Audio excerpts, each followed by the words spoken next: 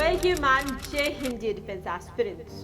तो dear aspirants, बात उन्हीं की होती है जो कुछ अलग कर जाते हैं, और आज हमारे साथ एक ऐसा नाम है जो इंस्पिरेशन बन चुका है थाउजेंड्स एंड लैक्स ऑफ लड़कियों का, जो National Defence Academy Khadakwasla join करना चाहते हैं। तो today we are going to welcome on this success bet की विद मी गुरकीरत के स्पेशल एपिसोड में all India rank 15 Meera Yadav, जो कि एक प्राउड सेंचुरियन भी है।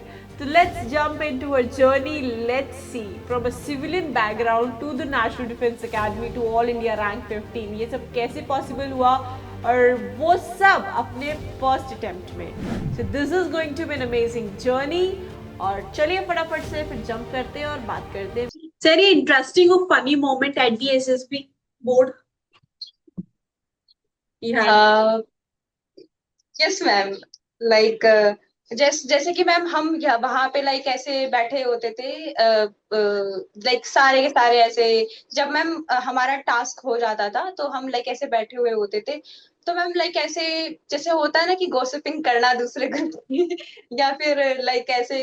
तो मैम लड़कियों में ऐसा होता है, लाइक थोड़ा सा हम गॉसिप करते थे और उससे थोड़ा सा माइंड फ्रेश हो जाता था। और हम मैं वो बता नहीं सकती मैम, मैं जो लाइक हम ऐसे बातें करते थे एक दूसरे की, यार सर क्या मस्त लग रहे थे। लाइक हम अपने जीटीओ सर की बातें करते थे क्योंकि मैम जीटीओ सर हमारे काफी ज्यादा हैंडसम थे। तो हम उनकी बातें करते थे कि सर कितने ज्यादा अच्छे हैं, लाइक हमको पार करा देंगे हमारी नैया। तो हम बस वही बातें करते थे, थोड़ी सी एक दूसरे का मूड अपलिफ्ट करते थे ऐसी बातें करके। और बस मैम फिर हम आराम से सो जाते थे। मैम ज्यादा टाइम भी नहीं मिलता था सोने का क्योंकि सुबह जल्दी भी उठा देते थे वो। और हम एक चीज थी, लाइक ग्रुप में हमारे रूम में ना एक लड़की थी धानी। तो उसने एक इंसिडेंट बताया था, वो बता रही थी जब उसका इंटरव्यू हो गया था ना। तो उसने वो इंसिडेंट शेयर किया था कि पता है सर मेरे से पूछते हैं कि अच्छा वो जैसे नॉर्मल उनसे कैजुअली, तो वो मैं मुझसे ना बहुत ज्यादा कैजुअल हो गई थी। जैसे वो होता है ना कि फ्रेंडली टॉक करने वाले। तो उन्होंने उसने सब कुछ ऐसे बोल दिया कि सर आपको एक बात बताऊं। तो सर पूछते कि अच्छा बेटा बताओ। तो बोलती है कि सर पता है हमारे वहां पे ना, वो जम्मू एंड कश्मीर से है, तो वो बोलते हैं कि सर हमारे वहां पे ना बम फूटा था। तो बोलते हैं अच्छा क्या बम फूटा था। कि सर नहीं मेरे गेट के सामने ही फूटा था, पता नहीं सर क्या। तो मैं वो इतने फन जिस तरीके से वो बता रही थी, इट वाज वेरी फनी। तो वो ही एक लड़की थी जो ऐसे कॉमेडी वोमेडी करती थी और वो बोलती थी sir would you like to buy me a washing machine. तो वो ऐसे ही इस डायलॉग को बोलती रहती थी। जैसे होता है ना कि कुछ खरीदारी के लिए ऐसे कमेंट्री करते हैं, तो वो करती थी sir would you like to buy me a washing machine. ये था मैम, थोड़ा सा बस वो लड़की भी थोड़ी फनी थी। दैट इज, और एसएसबी में जनरली जो फ्रेंड्स बनते हैं वो लाइफ टाइम एक मेमोरी होती है जो आप चेरिश करते हैं ना। दैट इज नाउ एक क्वेश्चन और है कि बहुत सारे बच्चों के मन में, जैसे आपके यहाँ पे भी था, फैमिली में मिथ्स थे, है ना, तो बहुत सारे ऐसे आपको सिविलियन फ्रेंड्स मिले होंगे एसएसबी मिथ को लेकर। तो सबसे एक बड़ा मिथ जो आपके भी शायद माइंड में रहा होगा और जो लिसनर्स के माइंड में भी रहा होगा, जिसको आज आप बस्ट करना चाहते हैं। मैम यही है सबसे पहला मिथ, तो कि जैसे कि सब सोचते हैं कि सिविलियन वाले जो बच्चे होते हैं उनका नहीं हो सकता। If you have it in you you will be able to make it through the SSB itself, even through the merit list as well. जैसे कि मैम आप मेरे को देख सकते हो, being from a civilian background, जिसमें कि लाइक किसी का बस मेरे नाना जी थे जो कि कैप्टन थे आर्मी के अंदर। वरना ऐसा कोई भी नहीं था, लाइक जो कि लाइक मेरे पापा भी थे मैम, इनफैक्ट उन्होंने आर्मी में तो वो भी आ गए थे। बट मैम उन्होंने छोड़ दिया था ज्वाइन करने के बाद ही, क्योंकि ही उनके वो लाइक नॉन वेज सर्व कर दिया था। तो उनका वो अपना ओपिनियन था जिसकी वजह से ही लेफ्ट द आर्मी। वरना ही वाज आल्सो लाइक, उन्होंने भी एनडीए दिया हुआ था but he got failed also. तो समवेयर मैम ऐसा था कि मैं पूरा सिविलियन बैकग्राउंड से तो हूँ, लेकिन मैम कहीं ना कहीं हमारे अंदर था कि कोई ना कोई बच्चा आर्मी के अंदर होना चाहिए, जिससे मैं मेरे भाई को मोटिवेशन मिला और फिर भैया को देखकर मुझे मोटिवेशन मिला। तो मैम यही सबसे बड़ा मिथ है जो सब बच्चों को अपने मन से हटा देना चाहिए। अगर आप equal amount like equal efforts डालोगे किसी भी चीज के लिए, चाहे वो कोई भी चीज हो, वो जरूर आपको मिलेगी। तो ये मिथ हटा दो कि कुछ पार्टिकुलर बच्चों का ही होता है, सैनिक स्कूल वाले बच्चों का ही होता है, सिविलियन वाले मैम। क्योंकि मैम मेरा तो स्कूल भी ऐसा था जो आर्मी स्कूल नहीं है, लाइक नॉर्मल सा स्कूल था जिसके बाजू में एक पतली सी गली में स्कूल है मैम, जीबी से गोल्डन बेस्ट स्टूडेंट अकेडमी, जिसको कोई जानता भी नहीं होगा। तो मैम वहां से उठ करके मैम मैंने क्योंकि मैम वहां पे कोई स्पोर्ट का पार्टिसिपेशन भी मैंने नहीं किया था, मेरा स्पोर्ट का कॉलम पूरी तरीके से खाली था। तो इवन ये भी मिथ मैं बस्ट करना चाहूंगी कि अगर आपने कुछ अपॉर्चुनिटीज आपको नहीं मिली है ड्यू टू सम रीजंस, तो उस रीजंस की वजह से आपने अपॉर्चुनिटीज नहीं मिली है किसी भी स्पोर्ट में पार्टिसिपेट करने की, still you can make it. क्योंकि मैम मैंने जस्ट एक पार्ट लिखा था उसमें, खो खो, और वो भी मैंने क्यों लिखा था क्योंकि यही एक ऐसा स्पोर्ट था जो मैंने खेला हुआ है गली में बच्चों के साथ। तो मैम वहां पे ना जो इंडिविजुअल ऑब्स्टिकल्स दिए होते हैं उनसे ही वो आपकी फिजिकल फिटनेस को देख लेते हैं कि बच्चे के अंदर फिजिकल फिटनेस का लेवल क्या है। तो आपको कंसर्न होने की जरूरत नहीं कि यार मैंने अपने आप को ज्यादा सेल्फ डाउट मत करो कि मेरे पास तो कुछ अचीवमेंट्स ही नहीं है, मैं कैसे वहां पे परफॉर्म कर पाऊंगी। मेरे पास भी कुछ दिखाने के लिए वहां पे अचीवमेंट्स नहीं थे एक्सेप्ट माई एकेडमिक नंबर्स। तो अगर ऐसा नहीं है कि अगर आपके पास है तो वो एक एक्स्ट्रा पॉइंट आपको मिलेगा ही मिलेगा, एक एक्स्ट्रा एज आपको मिलेगा।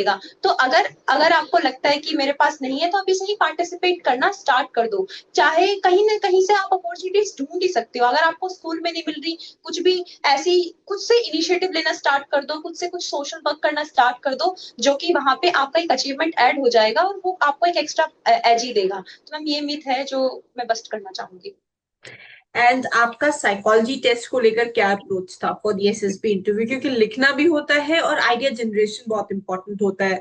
एक अच्छा हीरो बनाना जितना जरूरी होता है उतना ही ज्यादा मैटर करता है कि आपकी स्टोरी के अंदर तीनों ही जो फेसेस होते हैं वो उस चीज की पर कमांड हो। और not only that, story, background, setting, काम कराना, मतलब X Y Z, numerous of the things. और जिसको कि सेंचुरी में बोला जाता है स्टोरी पैरामीटर में है या फिर नहीं है, right? So how was this whole journey for the psych test?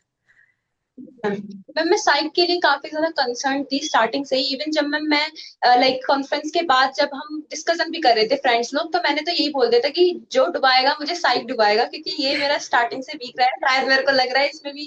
But ma'am मैं पास हो गई थी ऑब्वियसली बाय गॉड ग्रेस। तो मैम ये था कि सेंचुरियन में जब मैं आई थी तो मैम वहां पे मेरे को आइडिया मिल गया था कि मेरे को किन किन चीजों पे वर्क करना था। वो मेन चीज थी मेरी स्टोरी राइटिंग, और मेरी स्पीड काफी ज्यादा स्लो थी। तो ये था कि मुझे स्पीड को अच्छे से मेंटेन करना आना चाहिए, और स्टोरी जो मैं फ्रेम आउट कर रही हूँ वो रियलिस्टिक होनी चाहिए। मैम कुछ बच्चे होते हैं जो बहुत ही अनरियलिस्टिक से गोल सेटअप कर देते हैं, जैसे कि अगर उन्होंने कोई लड़की देख ली हाथ में किताब लेते हुए किसी लाइब्रेरी के अंदर, उसको वो यूपीएससी एस्पिरेंट बना देंगे और इतना बड़ा। मैम क्योंकि यूपीएससी एक ऐसी जर्नी है जो कितनी बड़ी है, तो मैम छोटे गोल्स रखने चाहिए, शॉर्ट टर्म गोल्स रखने चाहिए, स्पेसिफिक होना चाहिए इंसान को। क्योंकि मैम कुछ बच्चे जो होते हैं स्टोरी को जनरलाइज कर देते हैं कि लाइक लड़की थी ऐसे थी, लाइक वो यूपीएससी की प्रिपरेशन करती है फिर आईएएस ऑफिसर बन जाती है, गांव का डेवलपमेंट कर देती है।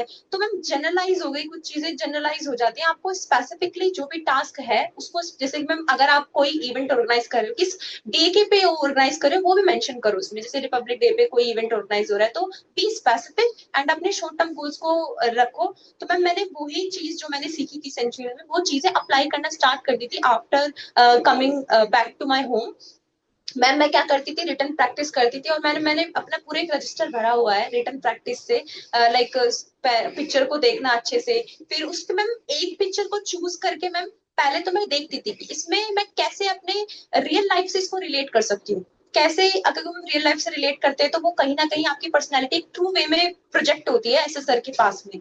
और मैम फिर क्या जैसे कि लाइक उसके बाद मैम मैं कोई भी एक पिक्चर को देख के ना मैम एक स्टोरी नहीं बनाती थी, 5-6 स्टोरीज बनाती थी कि इससे और मैक्स टू मैक्स क्या थीम्स आ सकती हैं। और मैम मैंने एक लिस्ट बना ली थी कि इस पिक्चर के लिए इतनी थीम्स आ गई हैं, इस पिक्चर के लिए इतनी थीम्स आ गई हैं। तो इससे मैम लास्ट मोमेंट पे मेरे को काफी ज्यादा हेल्प मिली थी उन चीजों को, थीम को देख करके। बट मैम वहां पे जब हम रियल एसएसबी में गए थे वहां पे वो आपको टाइम ही नहीं मिलेगा थीम को रिकॉल करने का वहां पे। इसलिए मैम प्रैक्टिस शुरू से करके जाओ कि आपका माइंड उस डायरेक्शन में अलाइन हो जाए कि आप किसी भी पिक्चर को देख करके you are able to make a good story. क्योंकि मैम अगर आपका माइंड पॉजिटिव है, और क्योंकि मैम ज्यादा यूट्यूब मत देखो, ज्यादा ये जो मर्डर मिस्ट्री होती है या क्राइम पेट्रोल होता है इनको देखना अवॉइड करो। कि I used to watch these kind of thing, इस वजह से मेरे अंदर भी नेगेटिविटी थोड़ी सी भर गई थी। कहीं भी अगर कुछ चीज वैसी देख ली, लाइक मैम मैंने आपको अब भी याद है मैम जो सेंचुरियन डिफेंस अकेडमी में पीपीडीटी की स्क्रीनिंग थी, उसमें मैम एक लाइक ऐसे लोग थे जो काफी ऐसे स्टूप हुए हुए थे, ऐसे झुके हुए थे नीचे की तरफ, और वो उनके मैंने कैमरा भी नहीं देखा, और ऐसे नीचे कुछ लाइक कार थी, तो मेरे को लगा कि एक्सीडेंट हो गया है। तो ये नेगेटिविटी थी जो मुझे कहीं ना कहीं इंप्रूव करनी थी कि कैसे पॉजिटिव माइंडसेट करना है। तो उसके लिए मैंने थोड़ा फोन को यूज करना थोड़ा कम कर दिया था। और एक राइट डायरेक्शन में प्रिपरेशन करी थी कि खुद से अपने पॉजिटिव एस्पेक्ट्स को अच्छे से लाने की कोशिश करी। और मैम इससे मैम WAT के लिए जो भी मेरी रणनीति बुक के अंदर जितने भी वर्ड्स दिए हुए थे A to Z, जितने भी सेट्स थे वो सारे के सारे मैंने खुद से लिखे हैं। और जैसे कि मैम एक वर्ड ले लो आप, जैसे हेल्थ, तो मैम इसको मैं अपनी खुद की लाइफ से रिलेट ऐसे करती थी कि योगा मेंटेन्स हेल्थ, क्योंकि मैं योगा करती हूँ तो मैंने योगा को रिलेट कर दिया हेल्थ के साथ। तो कोई भी एक आप वर्ड देखते हो उसको एसोसिएट करो अपनी रियल लाइफ से। जैसे क्रिएटिविटी होता है, मैं काफी ज्यादा क्रिएटिव हूँ, तो इनोवेशन अगर वर्ड मेरे पास आ जाता तो मैं बोलती कि क्रिएटिविटी इंस्टिल इनोवेशन। तो मैम आप अपने, क्योंकि मैम वो चीज मेरे PIQ में भी रिफ्लेक्ट हो रही है, वो चीज मेरे WAT में भी रिफ्लेक्ट हो जाएगी, तो वो बेटर रहेगा। और तीनों को लगेगा कि जो इंसान है वो रियल है, तीनों में ही उसकी पर्सनैलिटी कॉमन आ रही है। तो मैम वो WAT ma'am practice is very important, ताकि आप टाइम पे सब कुछ अटेम्प्ट कर पाओ। और SRT के लिए मैम हमेशा practical approach is very very important, कि आपको वहां पे प्रैक्टिकल होना, अपनी SRT को keep your SRT short and crisp and be practical. और जो भी टास्क आपको शुरू में SRT के अंदर मेंशन था, don't forget to do it.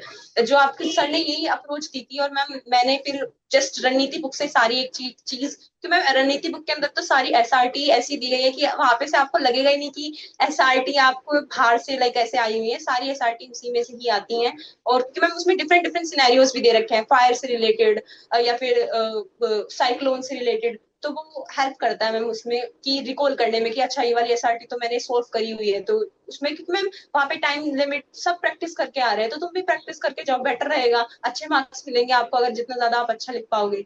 तो मैम ये जस्ट साइड के लिए तो यही था। चलो that is, and let's do some rapid fire. So NDA in one word for you. NDA ma'am dream.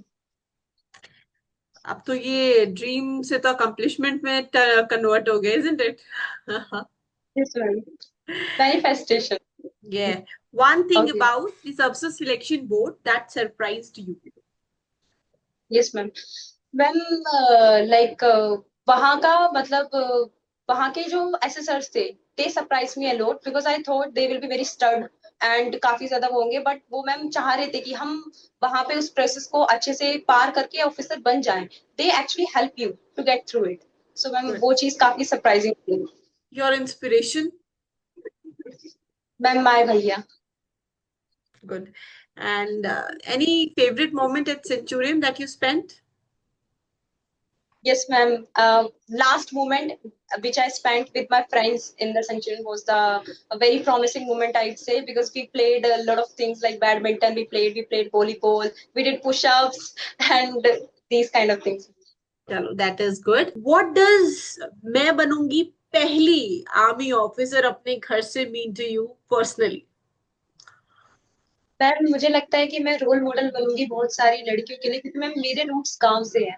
जहाँ से मेरा एरिया है ना, वहाँ पे पेरेंट्स ना लड़कियों को इतनी अपॉर्चुनिटीज प्रोवाइड नहीं करते, कि मतलब उन पे ट्रस्ट नहीं, कहीं ना कहीं ऐसा होता है ना कि मैम थोड़ी सी सोच उनकी थोड़ी सी लाइक बैकवर्ड होती है। तो वो सोचते हैं कि लाइक लड़की को बाहर भेजेंगे तो वो बड़ी होके बोलेगी, अगेंस्ट जाएगी पेरेंट्स के and all that stuff.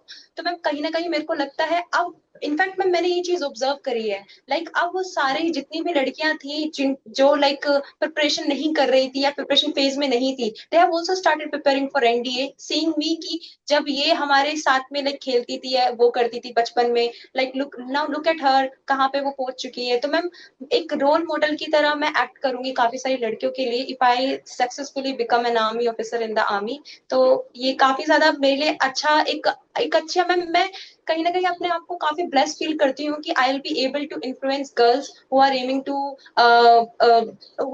To like choose this arm forces as a career option in their life. और मैम कहीं ना कहीं कई सारी देश की बेटी आएंगी देश की भक्ति करने के लिए, देशभक्ति करने के लिए, अपना सर्वोच्च बलिदान करने के लिए। तो ये मेरे लिए सबसे बड़ी बात होगी मैम। आज ही सब्सक्राइब करें सेंचुरियन डिफेंस एकेडमी के ऑफिशियल यूट्यूब चैनल को, ऐसे ही और बैठ की शोज देखने के लिए जो आपको प्रेरित करेंगे आपके डिफेंस एग्जाम्स की प्रिपरेशन के दौरान। इस बैठ की एपिसोड को पूरा देखने के लिए क्लिक करें इस लिंक पर।